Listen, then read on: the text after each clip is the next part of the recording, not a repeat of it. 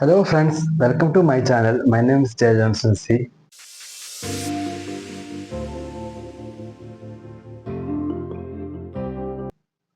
എല്ലാവർക്കും എൻ്റെ ഇന്നത്തെ വീഡിയോയിലേക്ക് സ്വാഗതം. എല്ലാവരും സുഖമാണെന്ന് വിചാരിക്കുന്നു. നമുക്ക് ഇന്നത്തെ ടോപ്പിക്കിലേക്ക് എത്രയും പെട്ടെന്ന് കിടക്കാം.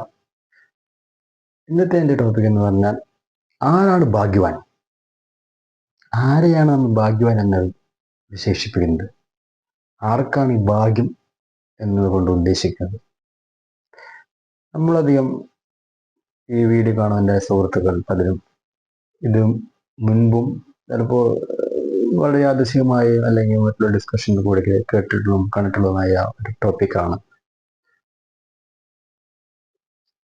ഈ ടോപ്പിക്കിന്റെ വളരെയധികം പ്രത്യേകത എന്ന് പറഞ്ഞു കഴിഞ്ഞാൽ നമ്മൾ ഒരു ആളെ അല്ലെങ്കിൽ ഒരു വ്യക്തിയെ നമ്മൾ ഭാഗ്യവാൻ എന്ന് വിശേഷിപ്പിക്കുന്നത് എന്തടിസ്ഥാനത്തിലാണ്? നമുക്കതിന് പല നിർവചനങ്ങളും നമുക്ക് ഇതിന് പറയപ്പെടുന്നുണ്ട്.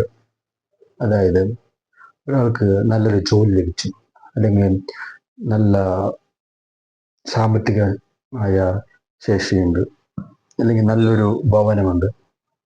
അങ്ങനെ പല പല കാര്യങ്ങളെ അടിസ്ഥാനപ്പെടുത്തിക്കൊണ്ട് നമ്മൾ ഒരു വ്യക്തിയെ നമ്മൾ ഭാഗ്യവാൻ, അല്ലെങ്കിൽ അയാൾക്ക് ഭാഗ്യമുണ്ട്, അല്ലെങ്കിൽ ഭാഗ്യം ചെയ്ത ആൾ എന്നൊക്കെ നമ്മൾ പറയാൻ കേട്ടിട്ടുണ്ട്.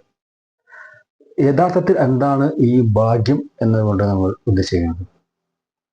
ഞാൻ പറയട്ടെ, ഒരു വലിയൊരു ജോലിയോ അല്ലെങ്കിൽ വലിയൊരു സാമ്പത്തികമോ ഉണ്ടായി കഴിഞ്ഞാൽ ഭാഗ്യവാനാണെന്ന് നമുക്ക് യാതൊരു കാരണവശാലും പറയാൻ പറ്റില്ല.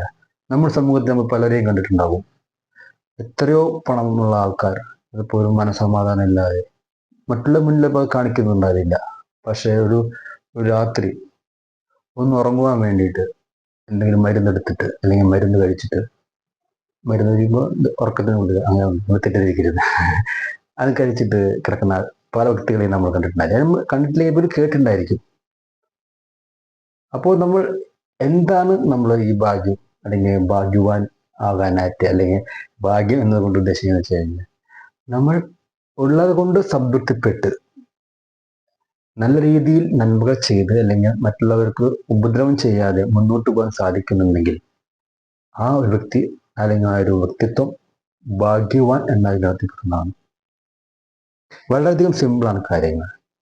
നമ്മൾ വലിയ ആർത്തിയില്ലാതെ അല്ലെങ്കിൽ മറ്റുള്ളവരെ ഉപദ്രവിക്കാതെ മറ്റുള്ളവർക്ക് നന്മകൾ ചെയ്യാൻ ശ്രമിക്കുക, അല്ലെങ്കിൽ മറ്റുള്ളവരെ സ്നേഹിക്കാൻ ശ്രമിക്കുക എന്ന രീതിയിൽ മുന്നോട്ട് പോകുമ്പോൾ ആ മുന്നോട്ട് പോകുന്ന എല്ലാ വ്യക്തികളും അല്ലെങ്കിൽ മുന്നോട്ട് പോകാൻ തീരുമാനിക്കുന്ന ആ ഒരു നിമിഷം മുതൽ ആ ഭാഗ്യവാൻ അല്ലെങ്കിൽ ഭാഗ്യം ആൾക്ക് കൂടെ ഉണ്ടെന്ന് പറയാം. തീർച്ചയായും ഈ ഒരു തരത്തിൽ കൂടിയാണ് നമ്മൾ എപ്പോഴും മുന്നോട്ട് പോകേണ്ടത്. അങ്ങനെ ചെയ്യുന്നവരെയാണ് ഭാഗ്യവാൻ അല്ലെങ്കിൽ ഭാഗ്യവതി എന്ന് പറയേണ്ടത്. നമ്മൾ ഓരോ ദുഷ്ടതകൾ അല്ലെങ്കിൽ നമ്മൾ സ്വാർത്ഥപരമായ ചിന്തകൾ, സ്വാർത്ഥമായ രീതികൾ എന്നിൽ കൂടെ നമ്മൾ എന്ത് ചെയ്താലും നമ്മൾ ആ ഭാഗ്യത്തിന് നടത്തപ്പെടുന്നില്ല. അതൊരു നിലനിൽപ്പോ ഒരു കൺസിസ്റ്റൻസി ഉണ്ടാകുന്നില്ല.